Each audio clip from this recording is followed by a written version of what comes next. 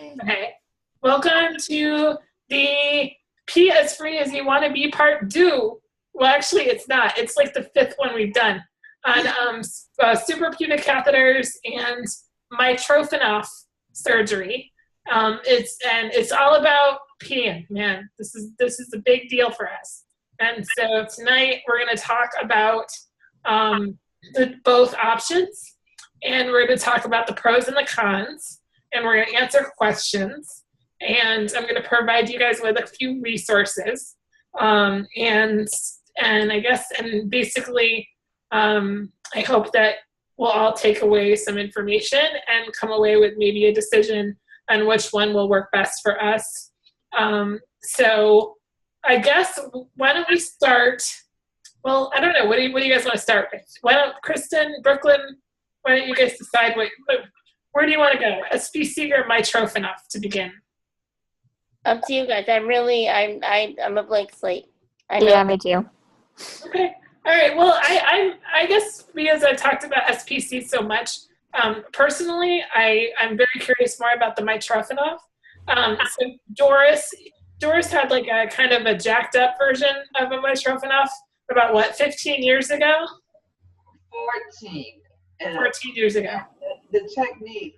See, after Sunday, I thought I made it sound too horrible, but I was a lot older than I think everybody else here is now, and also the technique has improved a lot, I would hope, because he got into me and just started trying to figure out a way almost after he was in there. So mine is basically it's the same thing, except it was done differently.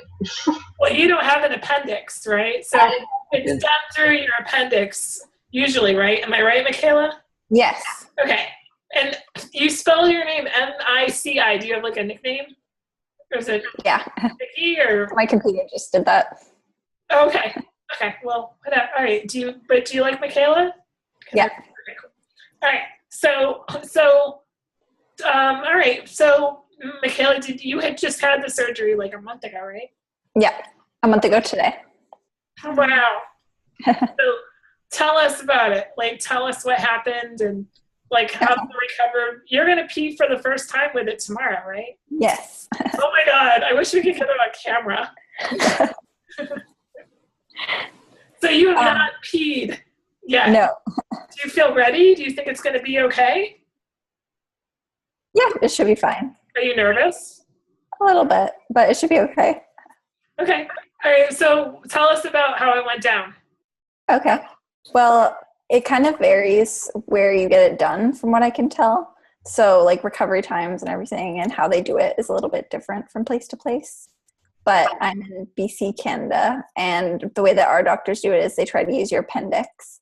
And if your appendix, once they like open you up, if your appendix isn't like the proper length or it's been damaged or anything like that, then they would take a piece of your, what was it?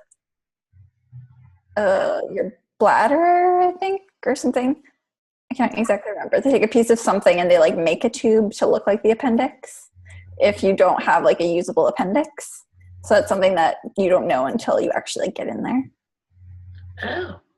So, and Doris, that's kind of what happened with you, right? Yeah, well, they used my bladder to make the tube, and then then they had to use ileum to rebuild my bladder because they turned they used the whole top part of my bladder to make the tube, and then they recreated a pouch to hold urine with ileum.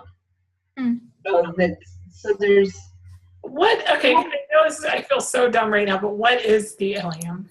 The ileum is the first part of your colon. It's your oh gosh, I used to know. I think it's right where the small intestine enters the large intestine. And what that ends up causing is mucus will be in your urine because the colon secretes mucus, so that can be a little bit of a problem. But if you drink enough water, it's not. The mucus will stop up a catheter. But if you drink enough water, it won't. And even if you stop it up, you just pull the catheter out, put it back in. So Okay. I've got bladder and colon tissue holding my urine. So when they went into your appendix, the appendix and all that stuff, Michaela, was everything good? Yeah, they said my appendix was good, so they were able to just use that. Okay, and so what did they exactly do? They basically detach your appendix, which is like just a little part that's basically useless, and they just sort of form it into a tube and they connect it from your bladder to your belly button. So they basically just like reroute your bladder, but then your bladder still functions normally because they're just adding this little piece onto it. Okay. So you can still like use your bladder like you would and go to the bathroom normally, but this is just like an extra route that's attached to it. How does it not leak out? Like, how does the urine stay in when you don't have a tube attached? Basically, it's like, I don't know how to describe it, but like you have like sort of a valve type thing there that your body just like naturally creates. So like you can go swimming and stuff and nothing's going to go in. It only comes out. And like it only really opens when you push a catheter in. Oh. And then some people do have a little bit of problems with a little bit of leakage, but you can fix that with like reinforcing the tube and stuff. Okay, that's cool. Mine is like a little door. Yeah, kind of. Flap, or is so the flap's kind of closed when there's urine pushing against it. It's going to stay closed until you push it from the. It's like a cat door or a pet door. Okay, or a keg, or something like that, or like one of those money purses that with a little slits in the middle, and like you have to push on the money. I don't know. Maybe it is. I don't even. So when you decided to do it, what month was that? Like when, like timeline was like when you decided to do it. When did you decide for sure? I went in for a test in November, I think. And basically they need to do like a bladder. I don't know what the term for it is, but they like fill your bladder with water just to see how much your bladder can hold. So it was like, I think I held 2 liters or something. It was really crazy.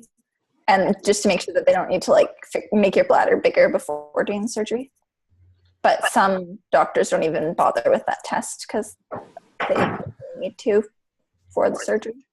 So you went in for the test in November. And then I had it in April. So there was a good space. Was that just a scheduling thing, or was that more like fear you didn't want to do it, or? No, it was just a scheduling thing. My doctor went away for like a 2-month vacation in there and stuff. Okay. So, and as you've done a lot of these procedures, were you pretty comfortable with him? Yeah, he says he's been doing it for 20 years. That's awesome. So I thought it was a new thing, but apparently not. Okay.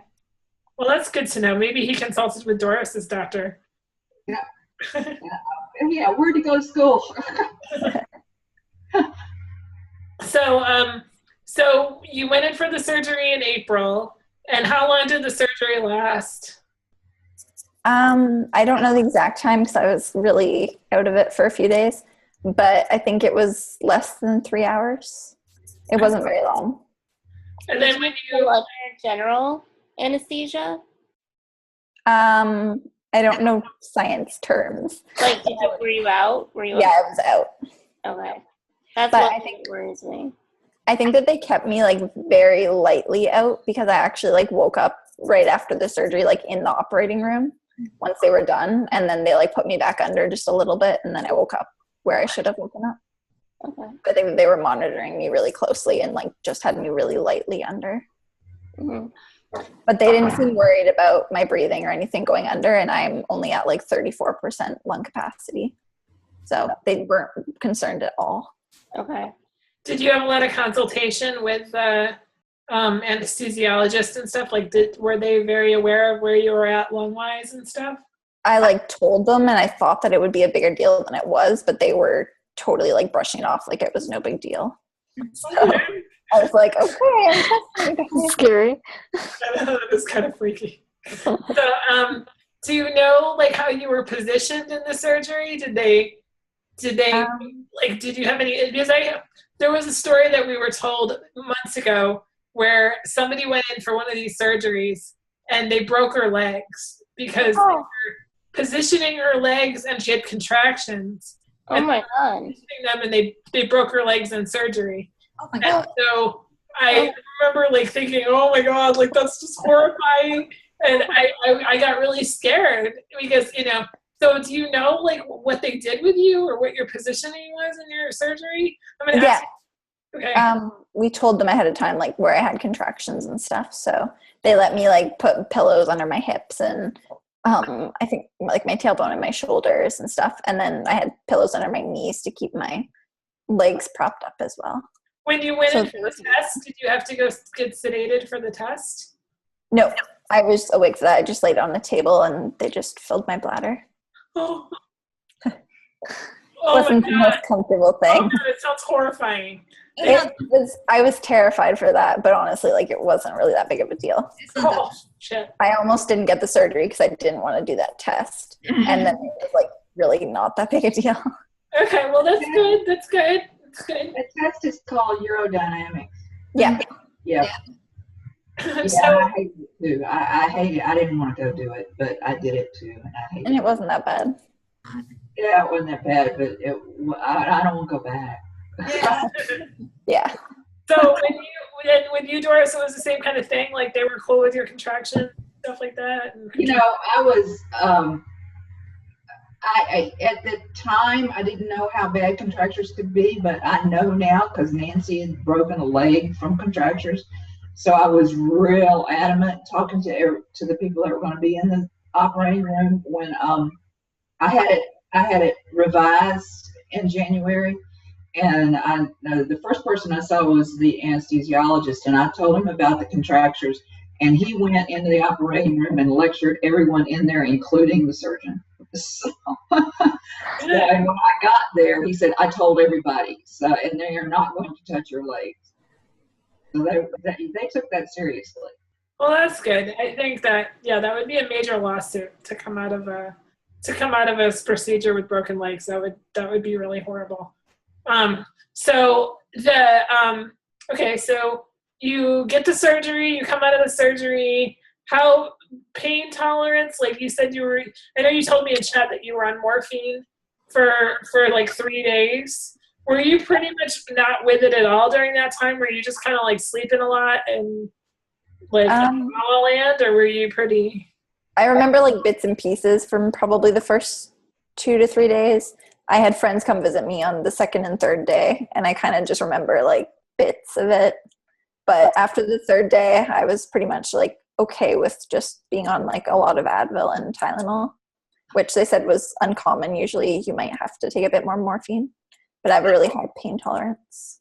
That's awesome. I don't. So they would let you take morphine for longer then, and that would be fine. I just wanted to get off of it because I was really out of it, and I didn't like that. Right, that makes sense.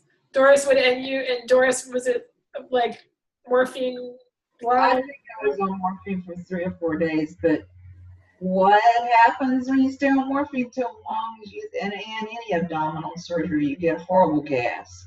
I had the worst case of gas I can't even imagine. I mean, worst pain I've ever had, and it was gas pains. And they're not going to turn around and give you pain meds for that because it was pain meds that caused it. Mm-hmm. But it went away. I mean, it didn't last forever. It lasted a couple of days, but it worked itself out. How were you guys peeing right after surgery? With like a Foley cath, or what were you? Yeah, I had a Foley in there. I've had one in for 4 weeks. How does that feel? Not fun.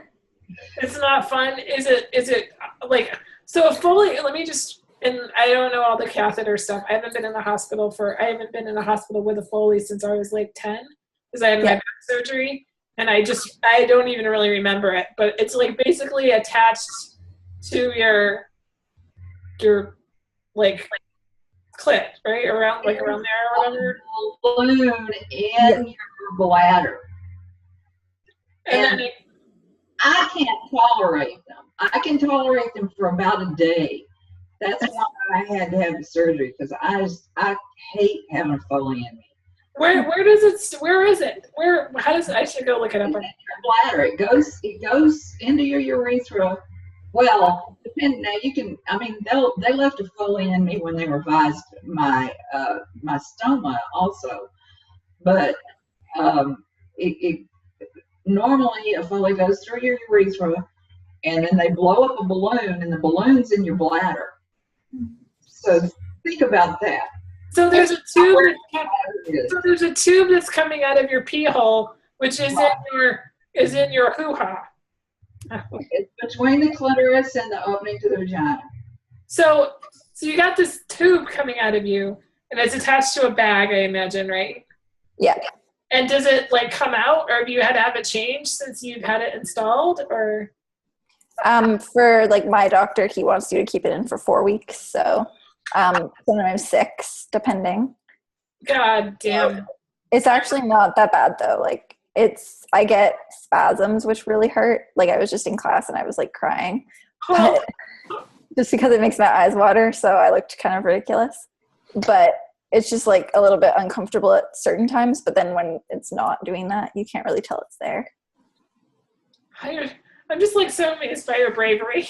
Like I'm just like, it just sounds so tough. I don't know. Like it's just, and that's kind of, it's interesting because I really want to know all the good and the bad. And I was about to ask you guys about bladder spasms.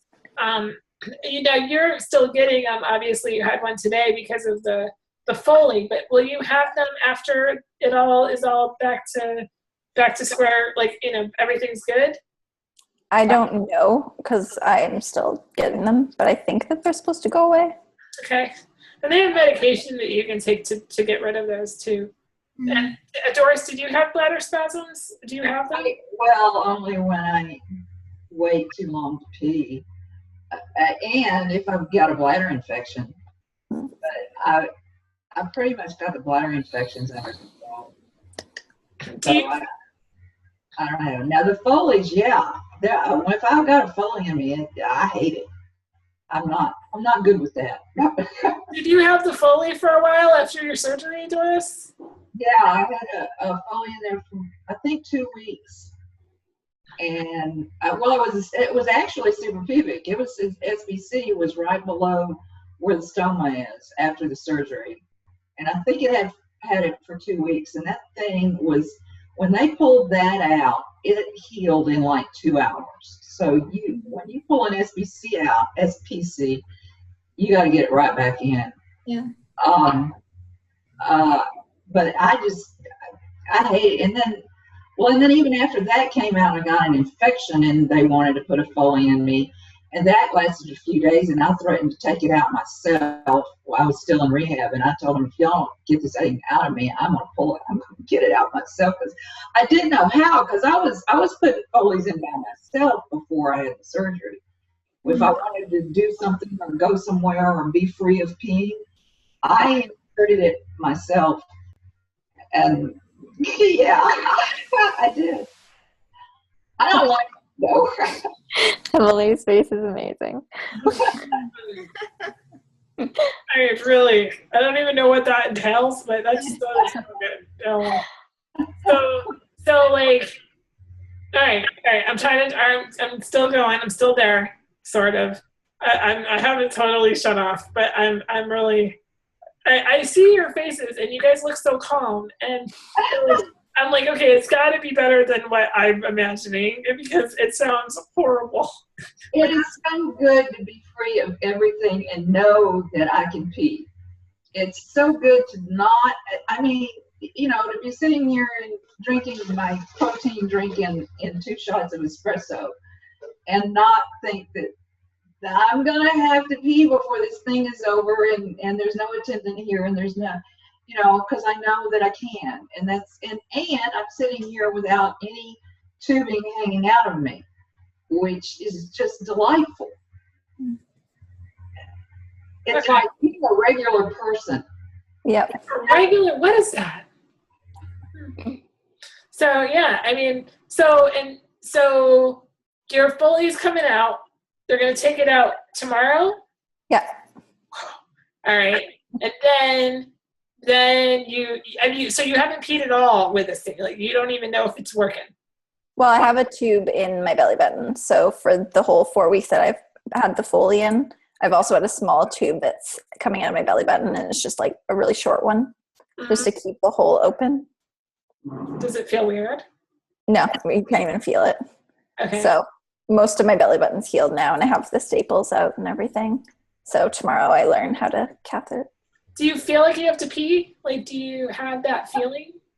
No, because with a Foley, you just like go all the time as water goes through. Yeah, so your bladder's basically in rest mode. Do you feel like you're gonna have a hard time controlling your urges, or if you get them when you get them back and stuff? Hopefully not. Okay. I mean, Doris, did you have any issues with that? Like, you still pee like the normal way, right? Well, I can, except I don't very much. I in the shower I will pee, Right. but I don't get on and off the toilet. Like, so the toilet is just kind of like an unnecessary thing in your house. Well, you use it to dump your Yeah, yeah. yeah. But it's like you don't like remember your ass on it. I don't do that anymore. Oh yeah, that's true. Yeah, that's nice. Well, there's the other stuff too. My cats use it. Oh. Well, they drink from it.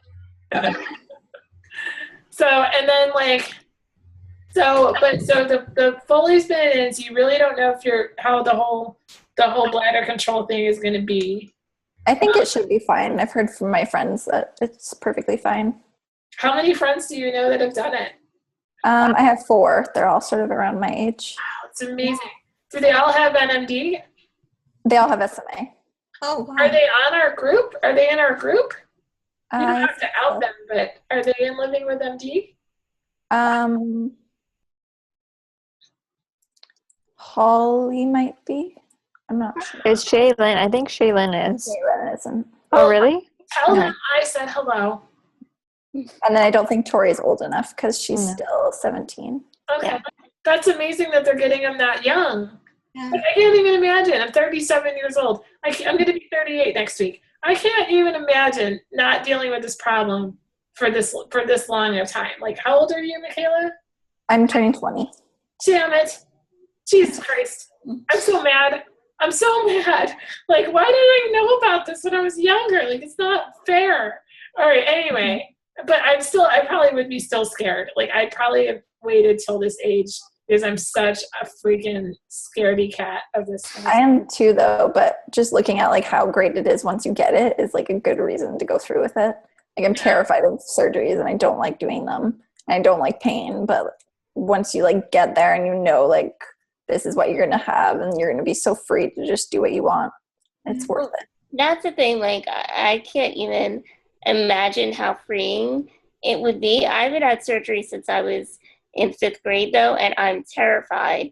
That's why I have to like the anesthesia, because basically I've been told, like with my respiratory, I use a BiPAP every night. I don't use it during the day. I'm not on, a ventilator or anything, but I just am like terrified of what if, and then do I take that chance for, my life could be easier.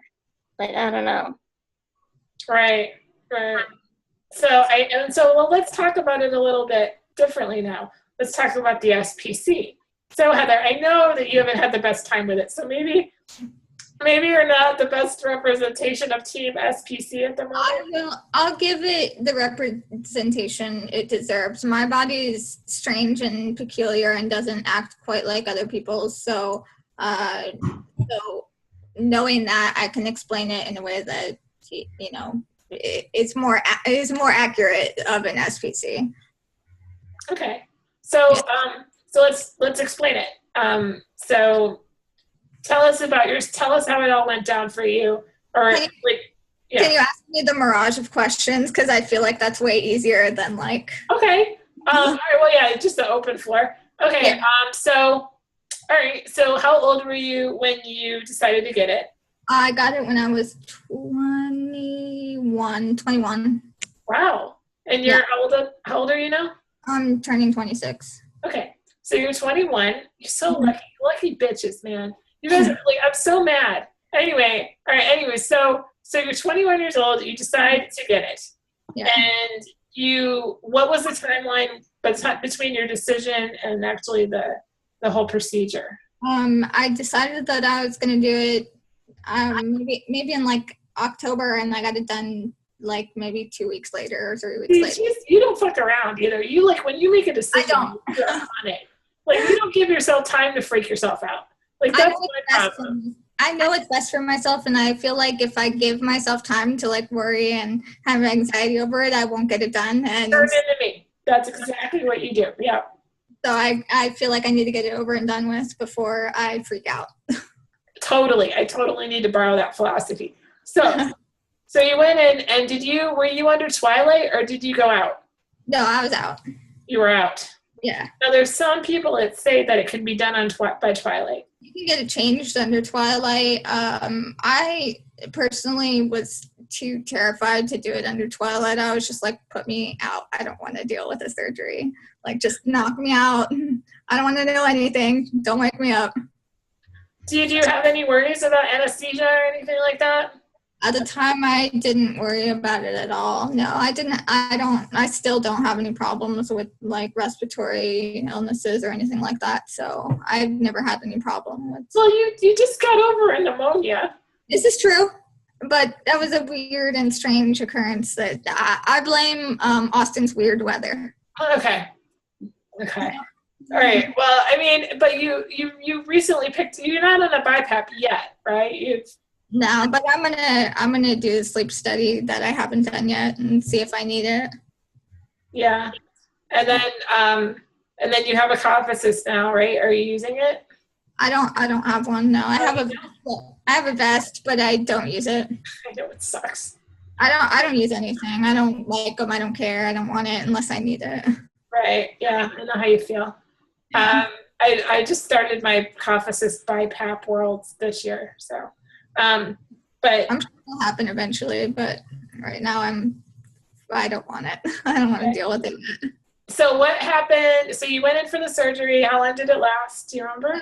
Like 35 minutes, maybe. All right. You woke up, and was it like were you out of the hospital on the same day? I left the same day. Mm-hmm. All right.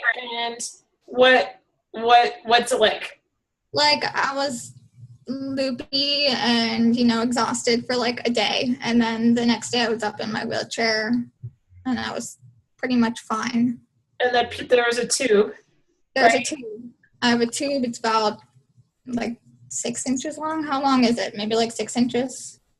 I would say maybe 8. Maybe not even. Maybe really. Well, yeah, because you can drop it into the toilet or around the toilet. I mean, hold on.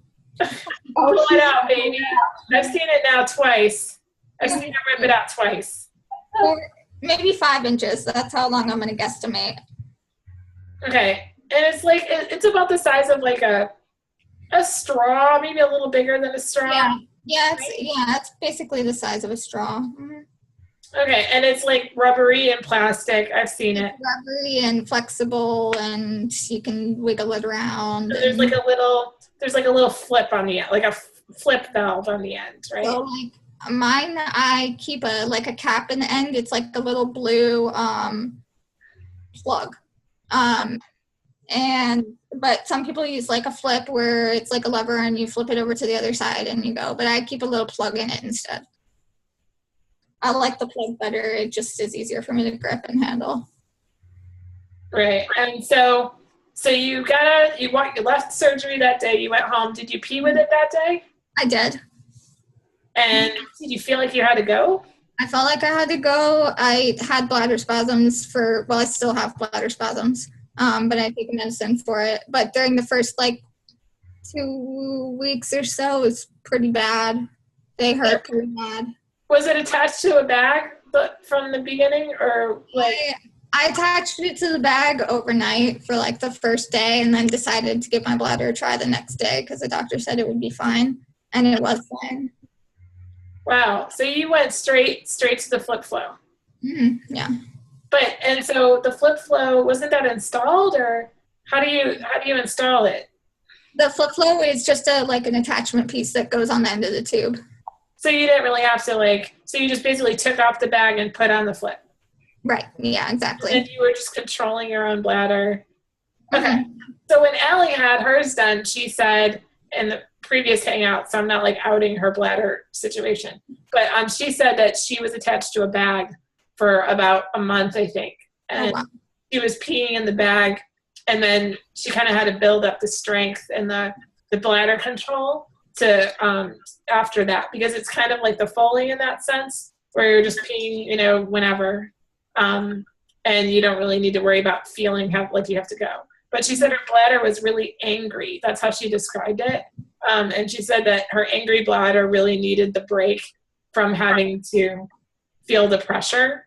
So it was good to have it on the bag and just to drain into the bag for about a month until she was able to switch to the flip flow.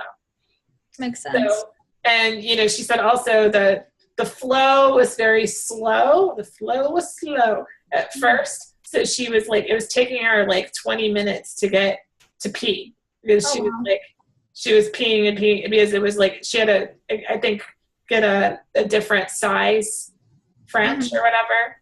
So is your size of is it the French? Is that what I want to say? French. The size of the tube, did you have to adjust the size, Heather? Yeah. I started out with a size 14 French, I think, and now it's a size 18 French. I had it size 20, but it irritated my bladder too much, so I went back down to 18. Okay. Yeah, and the size of the tube, it really is barely any. You can't tell the difference at all. You really, really can't. It just, it is a little bit bigger, but it's kind of like gauging the ears. It's so minimal. Right. So what's making you think that you want to go to, I know you said you want to go to Mitro. So what's making you think you want to give this up? I have a lot of anxiety over tube changes, to the point where I feel like people are going to chop my limbs off when I get the changes done. And, honestly, it's really, really not that bad. I way over exaggerate how awful it is because of my own anxiety of the procedure. It's just all you got to do is deflate the balloon, pull it out, put another one in, and inflate the balloon. It's not hard, but I freak out to the point of. You're not alone though, and there's some people that get really serious anxiety. So what is causing the anxiety? There's got to be something that's doing it. Is it because I don't know what it is. Is it painful? No, it's not painful. I think the problem for me personally is feeling like I don't have control over the situation, because somebody else has to pull it out, and somebody else has to put it back in, and somebody else has to blow up the balloon, and somebody else has to deflate the balloon, and just the whole thought of somebody else having control over something, so it's my bladder. I just freak out over the situation. It does feel the pressure is weird. It's it's a sensation that I can't really explain. And at times it has hurt because my body is weird and different and doesn't like me. And I've gotten a lot of infections and stuff. But that aside, it really just has everything to do with my anxiety over the situation. I'd rather just be tubeless and go the way y'all are going, because it just seems like an easier deal. Now, Heather, you got a G-tube recently, right? I did. Do you have the Mickey or the Right now I have a peg. I haven't switched it over to a button yet. Okay. I was just wondering if you had the button. I was going to ask if it was worse or better than the change, because I get anxiety over the button changes. I was just wondering if it was similar. Yeah, the reason I haven't done it yet is because I have anxiety over it, and I'm freaking out over the change. Hence why I fired my GI the other day, because it stressed me out too much. And so my anxiety is just way ridiculously overwhelming. So I'd rather just be tubeless and deal with it a different way, I think. So are you giving up on your G-tube? Oh no, I'm not gonna give up on my YouTube. I'm gonna have them, put in a button instead, and then hopefully the change isn't that bad. And if it is that bad, then I'll make them sedate me next time, and I'm pretty sure I can convince them of that, because you don't change it that often. So it's not as often as a super pubic, and I don't have as much anxiety over the situation. So I know that you said that because you were kind of afraid of the changes, that you let it go for too long, and that's when you get really bad infections, right? Is that how often do they recommend that you change? So the super pubic is supposed to be changed between every 4 to 6 weeks, and it's a really simple thing. It's an in-home procedure done in 2 minutes flat.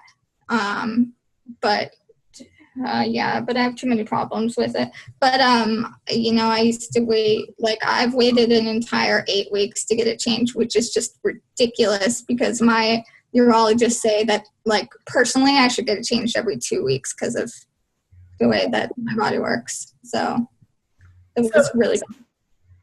You don't think did you ever think that if you could force yourself to do it every 2 weeks, that you would just get to a point where you were used to it and you just push yourself through the anxiety? I mean, I feel I've been doing it for 4 years now, and at this point 4 years seems too long. I should have figured out a different method a couple of years ago at this point, but I didn't know. I didn't know that there were other things out there that were so much simpler and that I'd have more control over. I didn't think that I'd be physically able to do different options.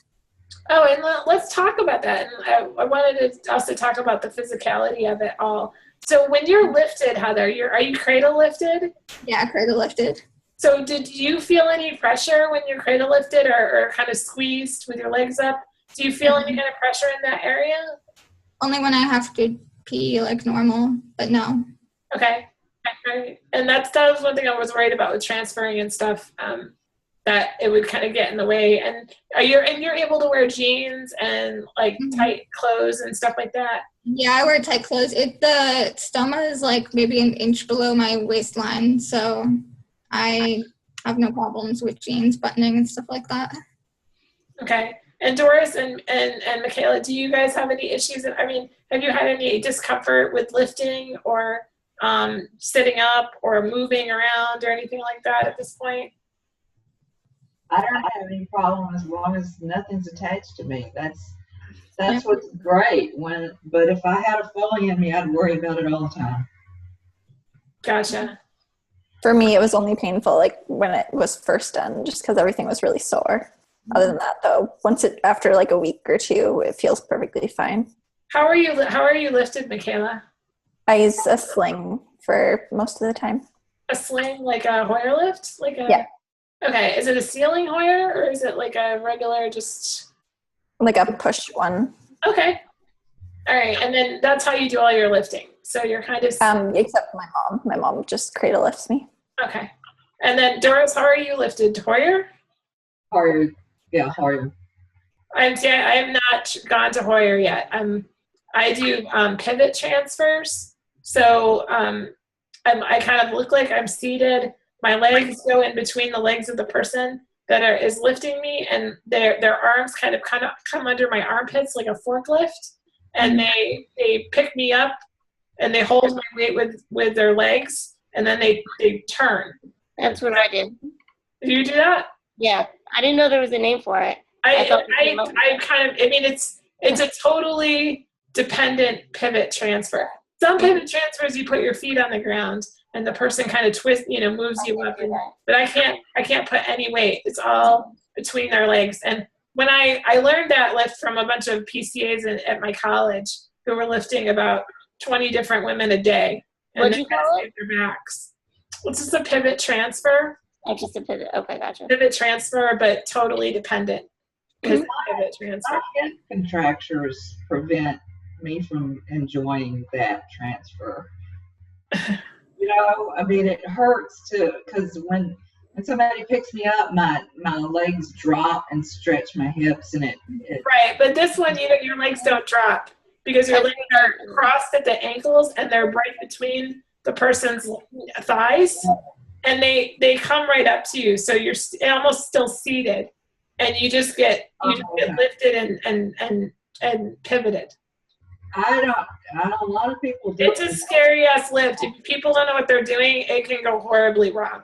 So I'm very short and petite, so when I say petite, I'm heavy, but I'm short statured because I had the spinal fusion when I was young. So with very short limbs, it tends to be okay.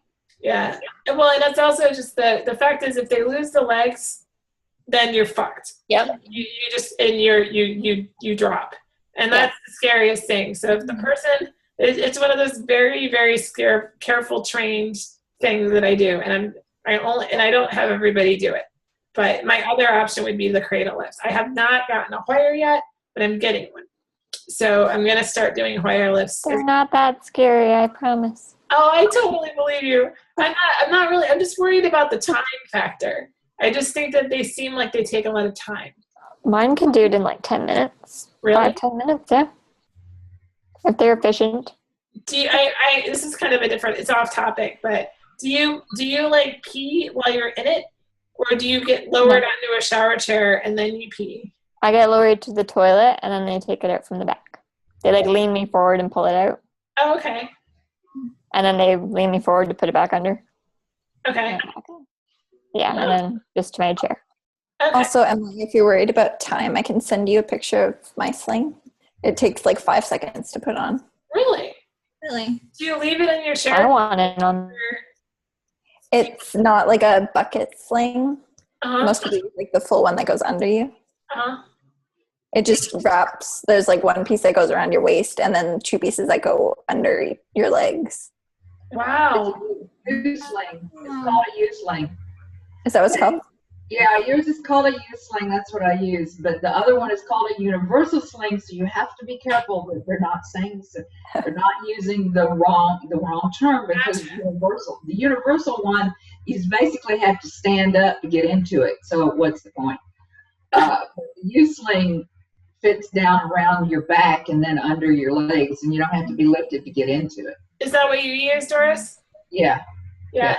Do you have this is totally off topic. See, I'm not managing my classroom very well tonight.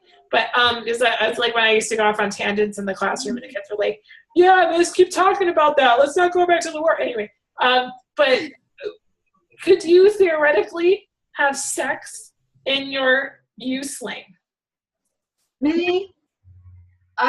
Yeah. Okay. Just wondering. I don't know about the Hoyer lift. Okay. I don't think I would trust it because it's very top heavy and it could turn over easily when you're in it. If I had a ceiling lift, I'd be more anxious to try that. All right, that's good. Sorry, I didn't mean to get dirty there. I just had some questions. It was funny. I'm going to get evaluated for my sling and my lifting system, and I brought that up to the woman, the therapist I was talking to.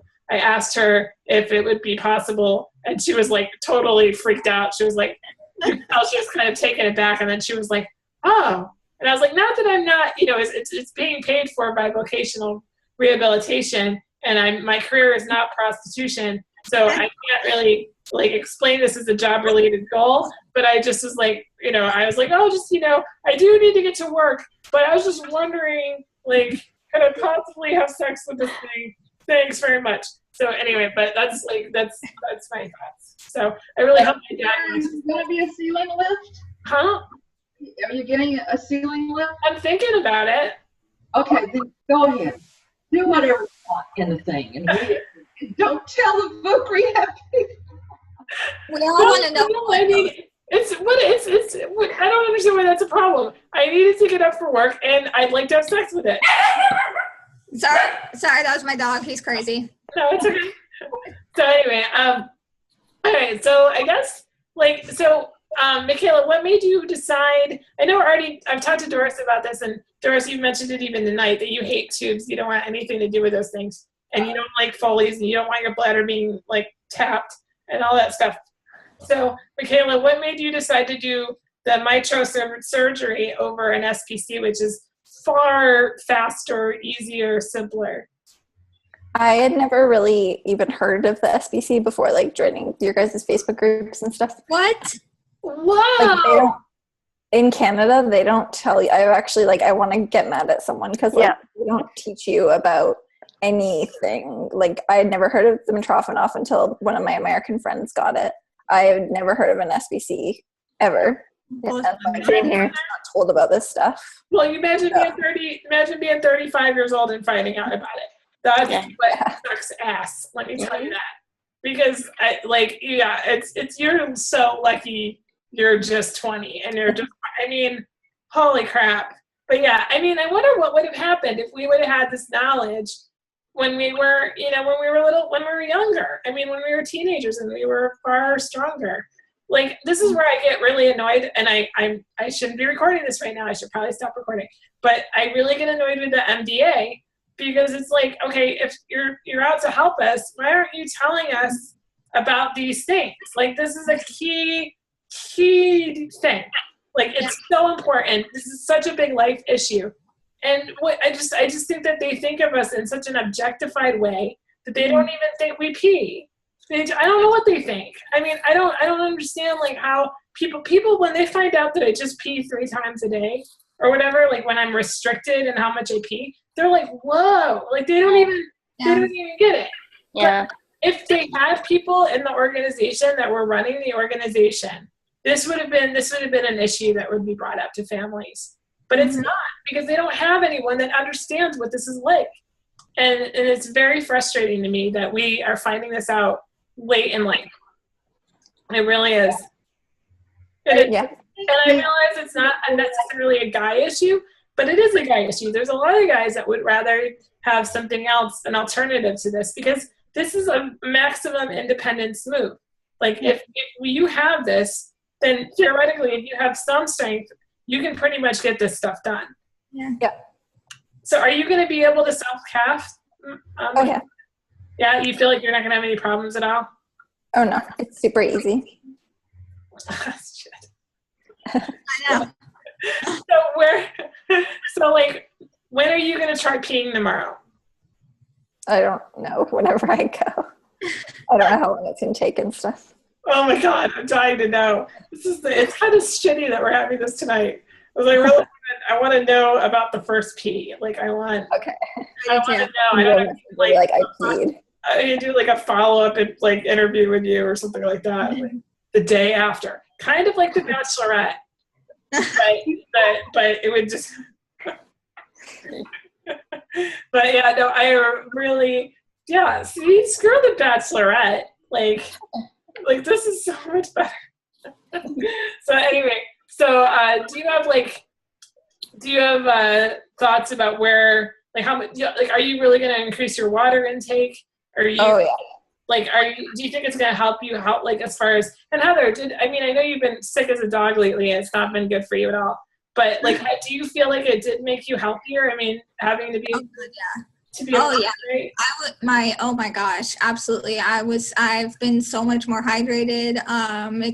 It's way healthier for me. Like, I drink water all day long and I could go pee whenever the hell I want. So I just drink water, and like I never never when I was younger was able to do that. I pee math, that it's so hard and so frustrating, and it infuriates me when I gotta pee and I can't go, so I like being able to drink as much water as I want, and I drink a ridiculous amount of water. I bet it helps with respiratory infections too.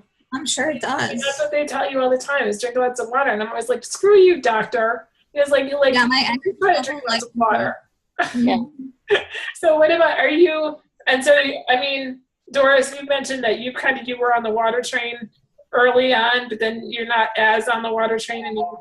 But yeah, I just got lazy, but I don't even think about it. I just, if I want to drink, I drink. Whereas it used to be, I just sit around really thirsty, and I can't drink. I can't drink because I'm not going to get out of bed for another 4 hours. There's not going to be anybody here, and there's just all that and trying my best when I was so thirsty to just drink a few ounces when I wanted just to down a whole quart. Mm-hmm. And now I don't worry about it. If I'm thirsty, I drink what I want. Yeah. And I also don't have to worry about how much wine I drink, except for other wine. I remember the first time one of the first hangouts that we did on this, Allie came on and she was drinking a beer. Like she had had the surgery about a month, and she was just sitting there with her beer bottle, and I was just like, "Oh, I fucking hate you," because she was like drinking this beer, and it's like beer makes you pee, so like beer totally makes you go to the bathroom. I do not drink beer because of that. And I'm just like, I hate you, woman. She's just sitting there drinking her beer, all casual. I was like, oh. So yeah, but she had if you talk to Allie, and she had a rough time the first month or so after her surgery. She said her bladder was so angry with her, or not, the SPC was not settling well. I kind of would like to talk to her. She seems to be she said though, no matter what, she was still on the train. Like she would never give it up. Like she loves it no matter what it's done to her. It's been positive for her. She's very thankful for it. And that's been the consensus over anybody that I talked to. They've all said that they would rather do this than nothing. And so I just have to get over my surgery fear. Bring Heather with me to the hospital. I'll go. Honduras. I'll just have you guys go with me and like yell at doctors for me while I'm out. Make sure that they don't kill me and break my legs. And just be sure that you talk about the contractures. Yeah, definitely do that. Yeah, I did. I have and that's another thing. I have a recording with my urologist that I talked to earlier in the year about the surgery. I recorded us having a conversation about it. And so I have that recording. If you're interested in it, I can email it to you so you can listen to it. And obviously we have other hangouts on the topic as well. So which way are you leaning, Emily? Do you know like which surgery you're interested in getting?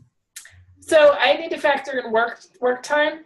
Yeah. I don't get a lot of vacation time. So I don't think I could literally take a month off. And I really feel like a surgery like this would probably require me to be out for about a month. And I don't have that time built up yet. So I think if I'm going to do anything, I think I'm going to kind of go your route, Heather. I think I'm going to do the SPC first. And if it goes really well, and if it's not horrible, and if I'll probably keep it for a while, and then maybe later on move on to the mitro if I can get enough courage. I don't want to do the changes. That's my problem. I don't want to do the changes. I'm scared I don't have anyone to do them. So I need to track someone down. And my boyfriend, he is a wonderful man, but he doesn't listen to me.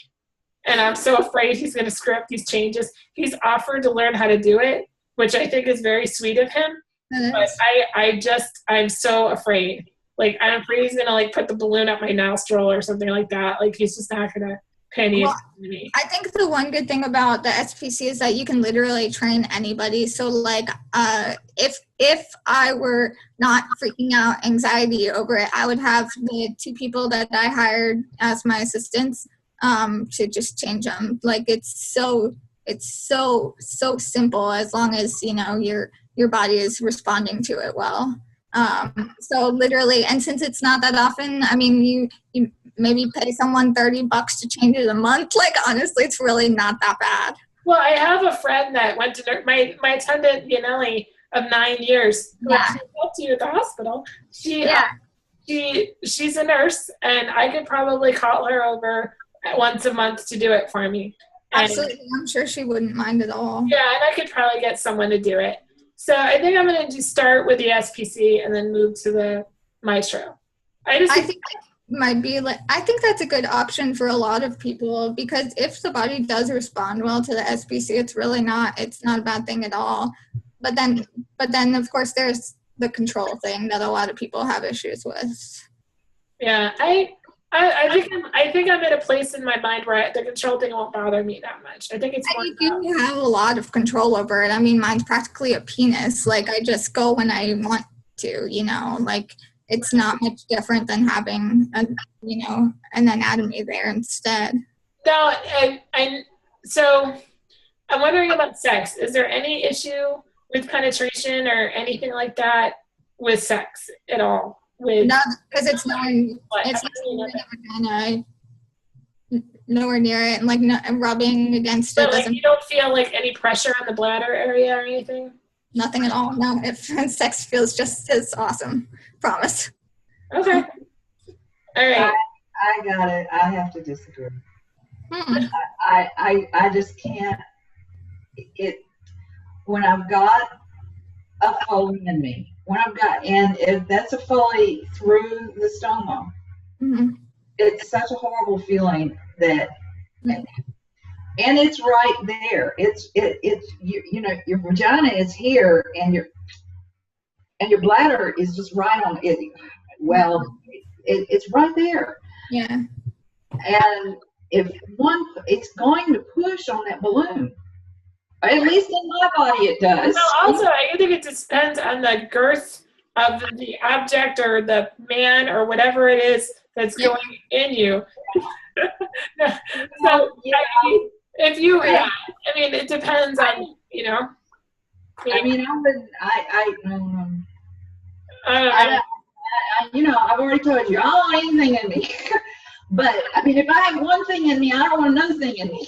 So if I had a choice, I would prefer the man. But I don't know. But yeah, I don't know. I just I mean, I feel like I'm coming to a decision. I just have to decide to call the urologist and deal with it. I was a little concerned about co-payments and all that stuff.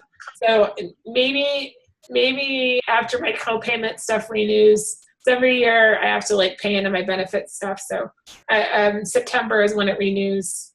So maybe I'll bite the bullet in the fall.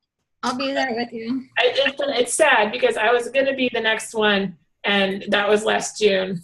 And I've been hemming and hawing over this thing and having to pee. And every single time I have to pee, I'm reminded of it. Like every single time. So at least 3 times a day for the last year, I have been thinking about this. Which, you know, yeah. Anyway, Brooklyn and Kristen, do you have any more questions? No, just thinking about it. What are you thinking? Are you thinking Mitro if you were to do it, or SPC?